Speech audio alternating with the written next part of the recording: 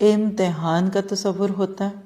جو احسن عمل کرنا چاہتا ہے وہ محسن انسانیت سے بے نیاز ہو کر رہ نہیں سکتا، اور کوئی بھی کام آپ کا احسن کب ہوگا؟ جب اس کو سنتوں کے مطابق کریں گے۔ پانی پینا احسن عمل بنے گا سنتوں پر عمل کی وجہ سے۔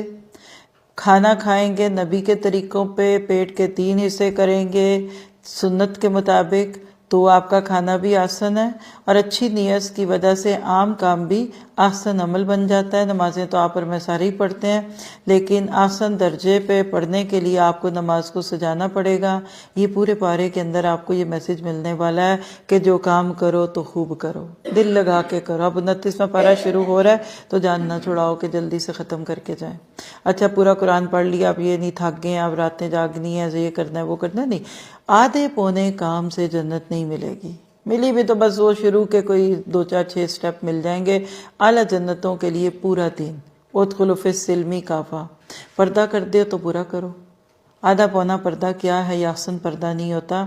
تو جو بھی عمل کر رہے ہیں نا، اب کیا کریں پھر؟ اوپر کیسے جائیں؟ 10ویں فلور پہ کیسے جائیں؟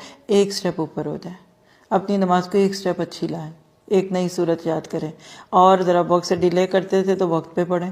اگر مسجد میں مرد گھر میں پڑھتے تھے تو مسجد میں جانا شروع کر دیں۔ مسجد میں جاتے تھے تو آخری صف میں ملتے تھے تو اس سے ذرا اگلی دوسری صف میں آ جائیں، سیکنڈ لاسٹ ہوتے ہوتے ایک دن آئے گا کہ وہ امام کے بالکل پیچھے والی صف میں ہوں گے۔ انشاءاللہ سٹیپ بائی سٹیپ چلتے جائیں گے تو آپ کا عمل بہتر سے بہترین ہوتا جائے گا، اور ایک دن پھر آپ بھی احسن عمل کریں گے۔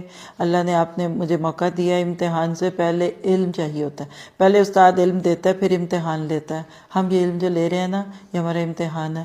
اور یاد رکھیے کہ اللہ تعالیٰ ہر وقت نہیں آزماتا آپ کو مجھے۔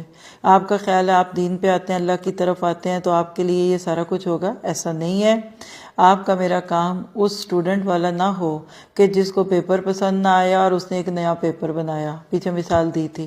وہی شریعت ہے، وہی اسلام ہے، چینج نہیں ہوگی، کوئی نیا ورژن نہیں، 2024 کا ورژن قرآن کا نہیں ہے، آپ کی مرضی کا پیپر نہیں ہے۔ شریعت دے دی، اللہ نے نبی کی مثال پچھلے پارے میں دے دی، کلمۃ حرم ما احل اللہ لک۔ آپ نے کیوں ایک حلال کو حرام کیا؟ تو امتحان دینے والے کی مرضی کا ہوتا ہے، آپ کا میرا کام اطاعت ہے۔ شاگرد جب کمرہ امتحان میں آ کے بیٹھتا ہے نا تو وہ بات مانتا ہے، اور بس جو پیپر آئے وہ کر لیا۔ اور اگر آج کی بدعت اور آج کا جو فیمس دین ہے نا جو دنیا میں، وہ حقیقت میں وہ دین ہے کہ اللہ کا بنایا ہوا پیپر پیچھے کر دو اور ہم اپنی پسند کا دین بناتے ہیں، ایسے بندے کے فیل ہونے میں کوئی شک نہیں۔